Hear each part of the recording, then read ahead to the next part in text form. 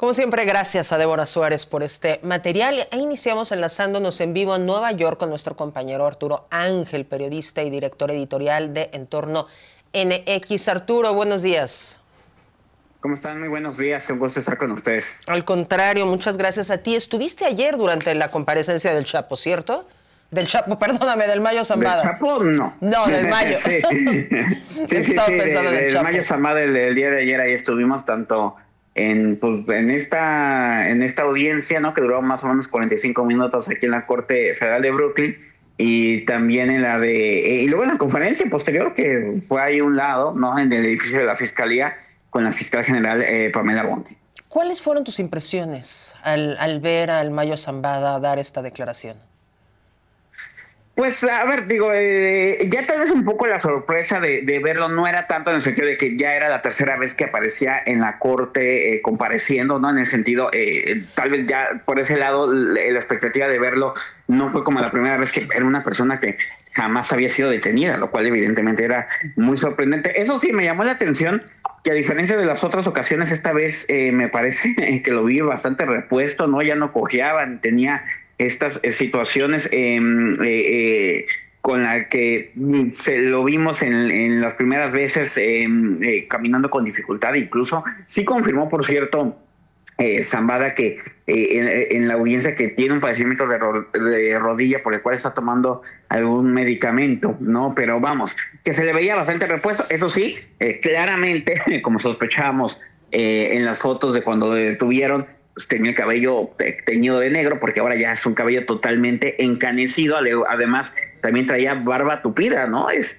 También totalmente encanecida, pero insisto, pues caminando a un buen ritmo, incluso llegó y saludó, dijo buenos días en un tono que lo pudimos escuchar en toda la sala, ¿no? Entonces, en ese sentido, como sea, sorprendente ver a este señor, ¿no? A este capo de la droga, que siempre cuando ya llegan aquí a las cortes y son presentados y se sientan en esas mesas al lado de los abogados esposados, pues luego cuesta imaginar cómo es que esas personas fueron capaces de tal gravedad de actos delictivos, ¿no? Pero bueno, pues así es, ¿no? Solo que ya estando aquí en una corte, detenidos, o como en el caso del Mayo Zambada, declarándose culpables, ¿no? Pues evidentemente ya es otra la actitud que muestran. Pero la audiencia, ya sabíamos que Zambada se iba a declarar culpable, eso estaba claro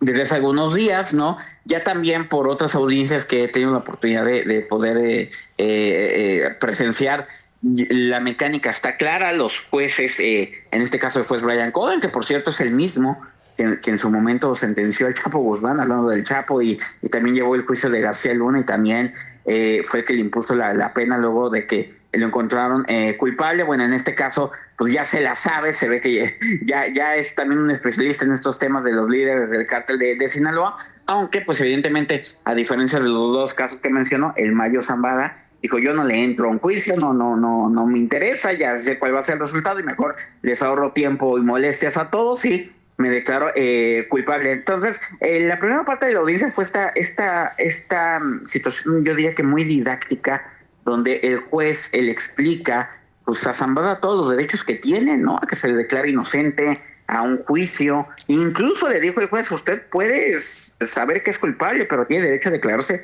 no culpable, y la carga de la prueba pues está del lado de la fiscalía. Además, los delitos que ustedes le imputan son complejos, entonces no es tampoco tan sencillo de demostrarlos. Tiene derecho a que eso se le pruebe en un juicio. Usted ni siquiera necesita hacer nada porque pues la culpabilidad la tienen que probar del otro lado. Usted tiene derecho a que cualquier testigo que traigan en su contra, los abogados pueden contrainterrogarlo.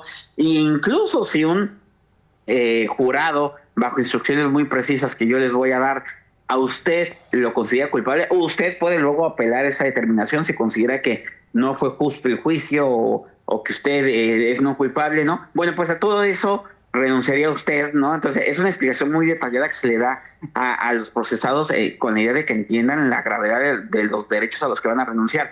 Y ya, bueno, Zambada reconoció eso, ¿no? O sea, que sí estaba consciente, que sí quería seguir adelante, se declaró culpable, 2 veces dijo culpable de los 2 cargos de mayor gravedad de los que se declaró culpable. Y luego vino, eso sí, la parte novedosa del asunto y que sí me parece marcó un poco el sello de esta audiencia, a diferencia de otras, que tiene que ver con la declaración, o más bien la confesión que dio el Mayo, ¿no? Cuando cuando el juez Brian Cogan le pregunta a Zambada, bueno, ya se declaró culpable de usted, pero ¿por qué lo está haciendo, no? Un poco le había dicho el juez, para que yo autorice esta declaración de culpabilidad, pues usted me tiene que convencer de por qué está usted haciendo esto, ¿no? Y ahí fue donde Zambada leyó una confesión que casi estoy absolutamente seguro de que ya venía revisada y palomeada por los fiscales, ¿no? Porque algunos de los palabras que usó casi que empatan con la acusación de la fiscalía, pero bueno, leyó esta confesión que es lo que ha dado de qué hablar, ¿no? Donde el Mayo comenzó diciendo que traficó marihuana a partir de los 19 años y a partir de ahí fue creando una gran estructura delictiva llamada el Cártel de Sinaloa, con muchísimas redes de complicidades, socios, aliados y también rivales, ¿no? A lo largo de estos años, que luego ya traficaban cantidades, habló de más de 1.500.000 kilogramos de cocaína que han movido desde Colombia hacia los Estados Unidos, que ha ganado cientos de millones de dólares, y luego ya también manufacturado otro tipo de drogas, ¿no? Luego en esa confesión habló de la violencia, de cómo su grupo criminal se ha valido de células de sicarios, que tienen sus propios jefes, pero que dice Zambada, yo los coordinaba a todos, pues para luchar en contra de otros grupos criminales. Zambada así, tal cual, leyó los enunciados de su confesión diciendo yo he ordenado asesinar a otras personas, ¿no? He perdido gente de mi grupo ha muerto, también gente de los grupos rivales y también personas inocentes han muerto por todo ello. Y luego, pues lo que creo que captó nuestra atención ayer en las crónicas y hoy pues lo pueden ver en las primeras planas de todos los diarios en México, me parece, ¿no? O de la mayoría, que es cuando el Mayo Zambada habla brevemente, eso sí, pero lo dijo, de la corrupción, ¿no? Que a la par de la violencia, la corrupción ha sido una herramienta importante para solidificar su poder criminal, y habló de que a lo largo de toda su carrera delictiva y hasta el momento en que fue detenido, hasta el año pasado, pues ha sobornado a policías, a jefes policíacos, dijo, he sobornado a jefes policíacos, he sobornado a mandos militares y he sobornado a políticos en México, ¿no? O sea, Arturo, que a todos los niveles. Dime. Ahí te interrumpo un momento. Es que para sorpresa de nadie, ¿no? O sea, no es posible que este señor haya llegado a lo que llegó durante 50 años sin haber tenido complicidad en todos los niveles de la policía, por ejemplo. O sea, no es verdaderamente sorprendente. No, sí, tal vez lo sorprendente, lo que sí es inédito es que él lo diga y lo señale ante bajo juramento y ante un tribunal federal, porque finalmente recordemos que gente como el Chapo o como García Luna, pues nunca han aceptado los delitos que se les imputaron. Ellos fueron encontrados, se defendieron en juicio, perdieron y fueron encontrados culpables. Sí hay otros testigos, ¿no?, de menor nivel que han hablado de estos esquemas, pero que alguien de esta magnitud lo diga, creo que ahí está lo importante. Y que además lo diga, no solamente que lo diga de propia voz, sino que lo dice bajo juramento, so pena de perjurio, si es que miente, en una corte federal, frente a un juez federal, frente a múltiples agentes, periodistas, frente al público, y además, les puedo confirmar, había presentes funcionarios de la Fiscalía General de la República y de la Secretaría de Relaciones Exteriores de México. O sea, en ese nivel de tribuna es donde habla el Mayo Zambada de esta red de corrupción que en efecto para todos conocido de que ha operado su grupo criminal. Eso me parece debería de ocasionar que pasen cosas, pero igual hay que esperar sentados a que eso suceda, ¿no? Porque a veces parece que más bien todo el mundo se apresura por desmarcarse, por no ponerse el suéter, ¿no? Que por tratar de esclarecer esto, pero bueno, lo dijo y luego ya al final es una especie de mea culpa que la verdad pues yo creo que no se lo creyó ni él, porque leía todo tan en un mismo tono, no tan plano, que pues tampoco es que como que hubiera cambios de tono. Pero bueno, a ver, textual dijo que pues que es consciente del daño que ha causado enorme a personas y a gente en los Estados Unidos y en México y en otras partes, que pide perdón por todo el dolor que ha infringido y que ha llegado el momento de asumir las consecuencias, ¿no? Y así cerró esta intervención de Mayo Zambada, tratando de responder a la pregunta que hizo Brian Cogan de por qué declararse culpable en este momento de todo eso, ¿no? Ya acabó la audiencia, evidentemente. No, a ver, la pena para la sentencia que se le va a imponer a Ismael Mayo Zambada se va a oficializar en una audiencia el 13 de enero del año que viene.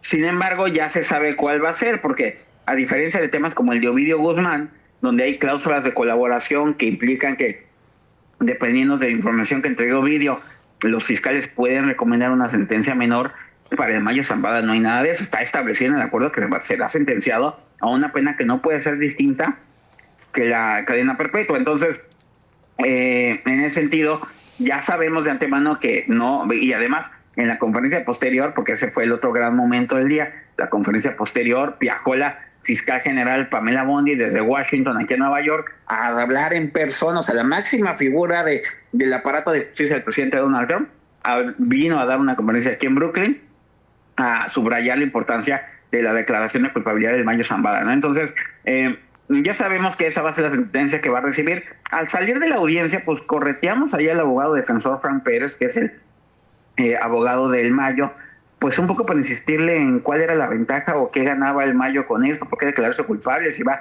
a colaborar. Frank Pérez se cansó de insistir que no va a haber ninguna colaboración, que lo que dijo Zambada ya se queda en lo que dijo, lo cual me parece que no podría ser así por la gravedad de los señalamientos y en qué momento lo dijo. Pero bueno, dice Frank Pérez que él no va a aportar mayor información, que lo que sabe Ismael Zambada se va a quedar con Ismael Zambada. Eso, insisto, eso dice, aunque pues extraoficialmente sabemos que siempre hay mecanismos paralelos de intercambio de información, ¿no? De entrega de información.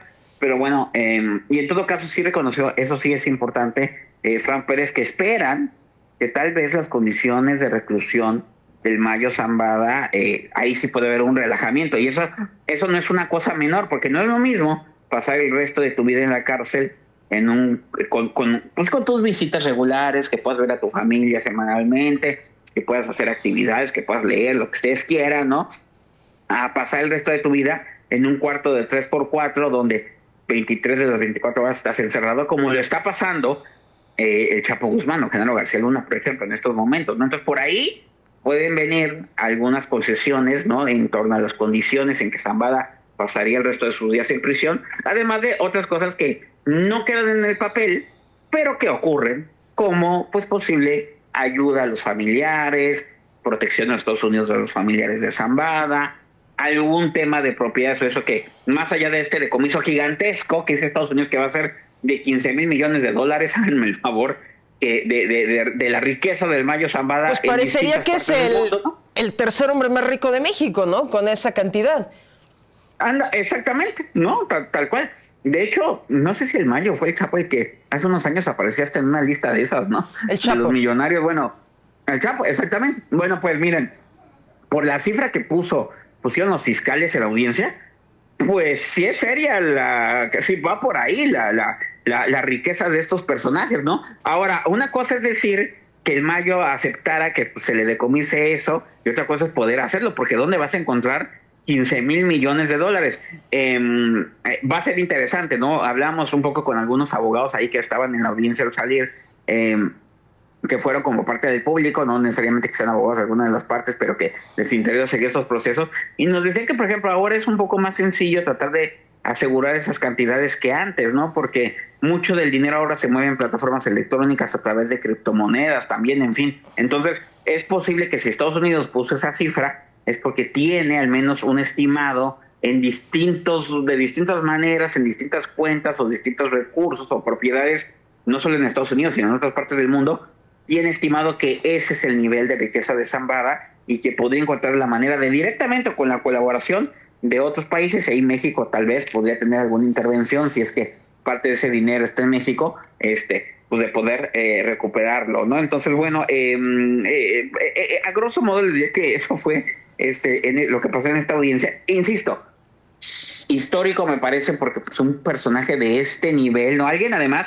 Y creo que una cosa que sí creo que dentro de toda la exageración y la retórica del gobierno trumpista, porque lo que vimos luego en la conferencia posterior, muy similar a lo de Caro Quintero, o sea, montan un gran espectáculo, vinieron a hablar como 8 funcionarios, entre ellos la fiscal general Pamela Bondi y el administrador de la DEA, que son figuras de primer nivel, pero luego también vinieron a hablar varios fiscales, subfiscales, casi que ya nada más faltó que la Guardia Costera diera un posicionamiento ahí, porque todos estaban muy contentos de hablar de Mayo Zambada, ¿no? Pero una cosa que sí dijeron es que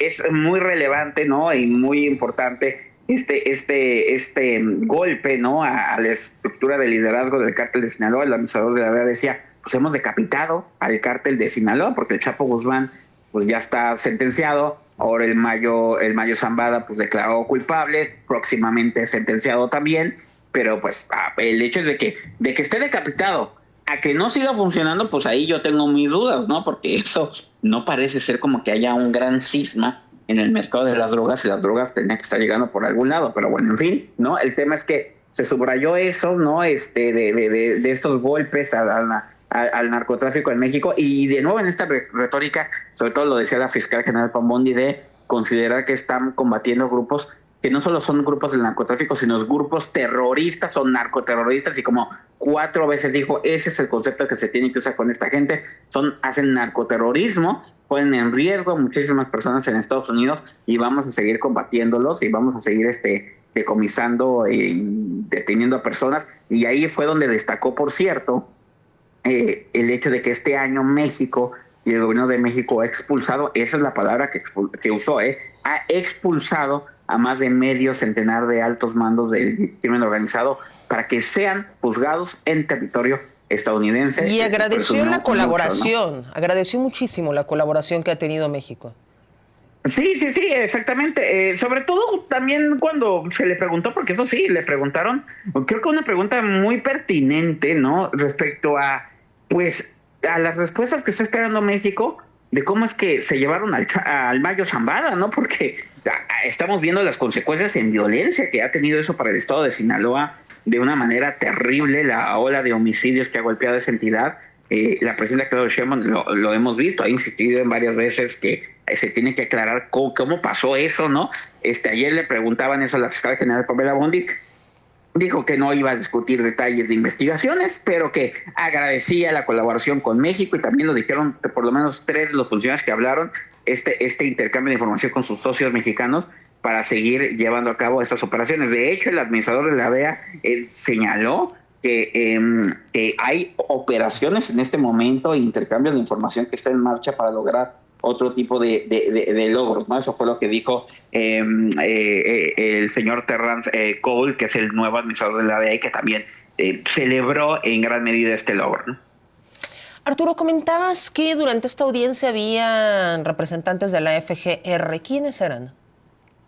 Mira, sus nombres no los tengo claros, pero ya los hemos visto en otras audiencias. Vienen de parte de la Procuraduría de... Bueno, ahora ya en el esquema de la Fiscalía General de la República, no estoy seguro que ese sea el nombre, pero digamos que vienen del área de asuntos jurídicos e internacionales de la Fiscalía, pues evidentemente para tomar nota, además de funcionarios de la Cancillería, de lo que sucede, lo cual me parece absolutamente pertinente, porque, insisto, en estas audiencias se dicen cosas y en ese sentido creo que México hace bien en recabar la información de primera mano a través de sus propios representantes de lo que ahí se dice, y no solamente esperar de conocerlo a través de los medios de comunicación. Lo vimos, por ejemplo, les puedo confirmar que eran las mismas personas que también estuvieron en la audiencia de Ovidio Guzmán hace unas semanas, donde Ovidio Guzmán en una corte federal en Chicago se declaró culpable. Entonces, tomaron nota de lo que pasó, y en ese sentido yo esperaría, no, insisto, aunque creo que a lo mejor peco de ingenuidad, pero bueno, que si una persona como del nivel de Zambada dice bajo juramento en una corte federal que se está declarando culpable, como ya lo mencionamos hace rato, pero además que confiesa delitos, ¿no? Porque que ha ordenado el asesinato de personas en México, que continuó corrompiendo funcionarios, pues prácticamente hasta el año pasado, ¿no? Pues no debería de quedar así, debía ser incentivo suficiente, porque, pues para decir, vamos a investigar eso, y hay las herramientas de asistencia jurídica internacional para que la Fiscalía pudiera verificar con Estados Unidos.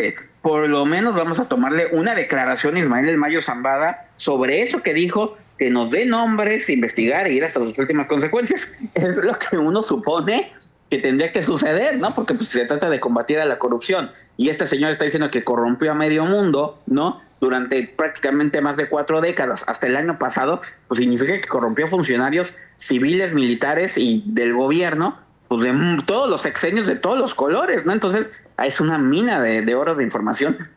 Y me parece que no debería de quedar como lo dice el abogado Fran Pérez, de no, ya lo que dijo ahí, lo dijo y es una cosa que ya se sabía, y pues así como que no, si no lo dijo en una entrevista o en un café con un cuate, lo dijo en una corte federal con la implicación que tiene esa circunstancia. Entonces, pues en ese sentido creo que si los funcionarios de la Fiscalía General de la República y de la Cancillería tomaron nota de lo que pasó ahí, saben que esto que estoy diciendo sucedió de esa manera, y por lo tanto pues uno esperaría que esto detone investigaciones, y no, pues como es que ayer en la noche escuchaba al diputado Ricardo Monreal decir, bueno, pues si tienen pruebas que las presenten, ¿no? Pues como ¿por qué vamos a esperar que sea un delincuente el que haga el trabajo, ¿no? Pues finalmente, pues que creo que tendría que haber mayor proactividad en el sentido de México es más, en una de esas vamos a intentar traer al Mayo Zambada de México para que sea procesado por las cuentas pendientes que tiene en México, ¿no? Y que no creo, o sea, hay mecanismos para todo eso, para que incluso una persona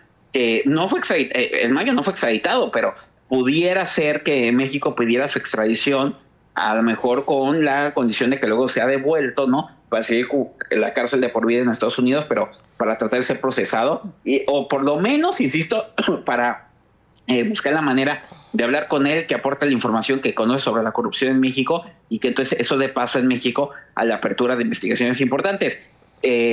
Uno esperaría que eso es lo que sucediera, sin embargo, pues a veces parece que más bien un delincuente habla de corrupción, dice que tiene información, y luego me da la impresión que en realidad de querer esclarecerlo todo el mundo como que trata de que no le quede el suéter y que no, a mí ni me miren, y pues así no vamos a ningún lado, a lo mejor pues por complicidades que también puede haber ahí. Arturo, aprovecho esta ocasión porque tú eres experto en todos los temas de seguridad México-Estados Unidos. Hoy en la conferencia mañanera, la presidenta dijo que va a seguir la colaboración con Estados Unidos en contra de la delincuencia. ¿Qué podemos esperar de esta colaboración? Pues mira, también un poco lo que dijo lo mismo el jefe de la DEA de ayer en esta llamativa conferencia, ¿no? En cuestión de no solamente de intercambio de información, sino de asistencia. Es decir, creo que vamos a continuar viendo el apoyo de Estados Unidos, no al grado de que haya ingreso, intervenciones como esos que se han especulado, me parece irresponsablemente, de personal militar y eso, pero sí de agentes con que tengan esa autorización, o del uso de la tecnología. Ya vimos el otro día el tema del dron ¿no? Y que el secretario de Seguridad decía, es una solicitud que nosotros le hacemos a Estados Unidos porque no tenemos esos equipos. Entonces, creo que podemos esperar que continúe ese tipo de colaboración, pero sobre todo, me parece que México, muy posiblemente, no sé si antes de que acabe el año o a principios del siguiente, va a volver todavía a expulsar más gente a territorio estadounidense, ¿no?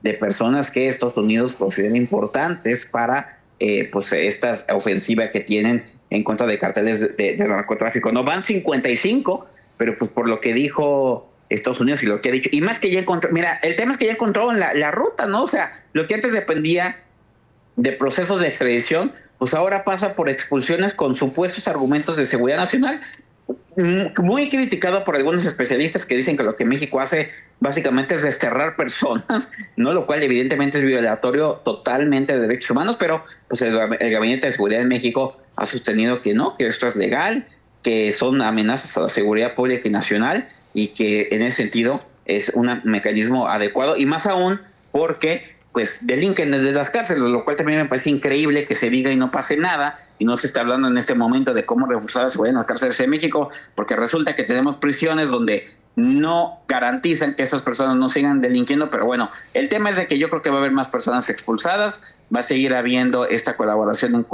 temas de tecnología y de operación de agentes con autorización en México, en asuntos de capacitación, y bueno, yo creo que va a seguir muy movido.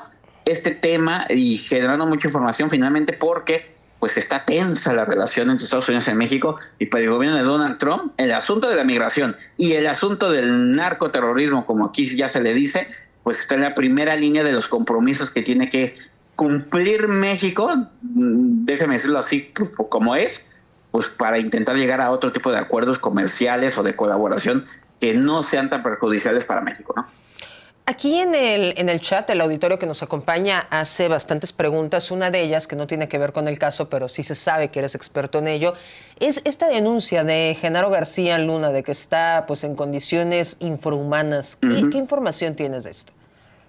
Mira, a ver, pasó varios meses antes de ser recluido en la cárcel esta de supermáxima seguridad en Colorado, donde está el Chapo Guzmán también. Pasó unos meses en una cárcel federal que está en Virginia, que se llama USP Lee, y ahí lo recluyeron en una zona de castigo que tiene un nombre muy elegante, pero que se le conoce coloquialmente como el hoyo, ¿no? Que es que por su seguridad, la verdad es que es una zona donde ha habido muchos reportajes y muchas historias de violaciones a derechos humanos, y ahora que finalmente pudo Genaro García Luna, luego de ser trasladado a Colorado, poder tener una sola llamada con sus abogados que ha tenido en 8 meses, eso lo dijeron los abogados en la Corte de Apelaciones, una vez en 8 meses hemos podido hablar con nuestro cliente. El hecho es que en esa llamada les dijo, mientras estuve en Virginia, no me dejaban ni comer con cubiertos, o sea, prácticamente tenía que comer con las manos, con la boca, como perro, literalmente, ¿no? No lo dejaban bañarse, no me dejaban afeitar, me tenían prácticamente incomunicado sin ninguna razón para ello, porque no hay quejas de Genaro García Luna, y eso yo creo que es verdad, ¿no? De mal comportamiento, de que sea un interno violento. Esa parte, luego de que lo trasladan a principios o a mediados de julio a la cárcel de supermáxima seguridad de Colorado, esa parte parece haber mejorado en torno a que por lo menos se le permite comer con dignidad y se le permite bañarse. Lo que sigue estando muy preocupante es la incomunicación, ¿no? O sea, Genaro García Luna, ahora que veíamos la explicación del Mayo Zambada, de cómo después Ryan Cogan le decía al Mayo Zambada, usted va a renunciar a su derecho a un juicio y luego usted va a renunciar a su derecho a su apelación. Bueno, a eso no renunció Genaro García Luna, pero en los hechos le está costando un mundo poder preparar ese documento de apelación, porque si tú sola puedes ver, si solo has visto una vez a tus abogados en 8 meses, pues es imposible que así puedas preparar una apelación. Entonces, en ese sentido, los abogados se han quejado de que aún ya estando en esta cárcel que parece que va a ser el sitio definitivo en el que Genaro García Luna va a tener que cumplir su pena de prisión, aún están en esta penal de super máxima seguridad, donde hay las condiciones suficientes para que los internos puedan hablar con sus abogados sin riesgo de que delincan, ¿no? Aún ahí, dicen los abogados, no hemos podido hablar con nuestros clientes en todo el mes de agosto. Entonces, la Corte Federal de Apelaciones de aquí de Nueva York ya ordenó, bueno, primero que le concedió a la defensa un nuevo plazo para que Genaro García Luna apele. Ese plazo, 90 días más de la fecha original que venció en septiembre, se va hasta el 18 de diciembre. O sea, Genaro García Luna recibió la sentencia del juez Ryan Cogan en octubre del año pasado. Va a pasar más de un año y el señor sigue sin poder presentar su escrito formal de apelación. Pero bueno, la Corte le ha autorizado a sus abogados esta ampliación del periodo, porque en efecto hay condiciones que exceden a ellos, que están dificultando todo. Pero además de eso, la Corte sí le ha ordenado a los superiores penitenciarios de Estados Unidos que cese la incomunicación en que alegan los abogados se encuentra Genaro García Luna. Entonces, vamos a ver cómo avanza esa historia, porque el caso de García Luna no está terminado al 100%, insisto, falta que se resuelvan las apelaciones. Quieren apelar no solamente la sentencia, que consideran que es excesiva, sino el propio juicio, que se reponga el juicio, un juicio que se sustentó fundamentalmente pues en narcotestigos, no hay que decirlo como es.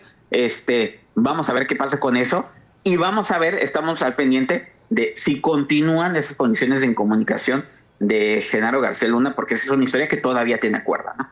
Arturo Ángel, muchísimas gracias por haber estado con nosotros, por esta explicación tan amplia y tan clara de lo que sucedió el día de ayer en Nueva York y las implicaciones que tiene. Te agradecemos muchísimo. No, un saludo a ustedes, muy buenas tardes. Gracias. En más temas de seguridad, un juez ordenó la libertad condicional de Julio César Chávez Jr. a pesar de sus presuntos vínculos con el cártel de Sinaloa. ¿Qué fue lo que hizo ponerle un pie fuera de la cárcel? La nota completa la tiene Dani Bañez.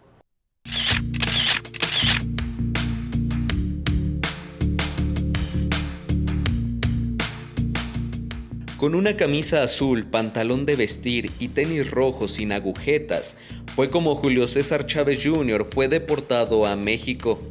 El boxeador fue escoltado por agentes del ICE, quienes lo trasladaron esposado, de pies y manos.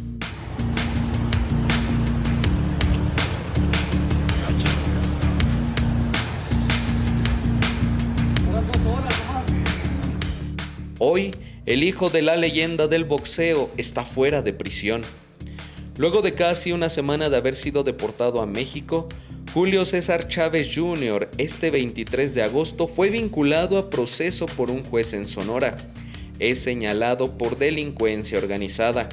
En un primer momento, fue detenido en Estados Unidos por una supuesta irregularidad al momento de solicitar su ciudadanía.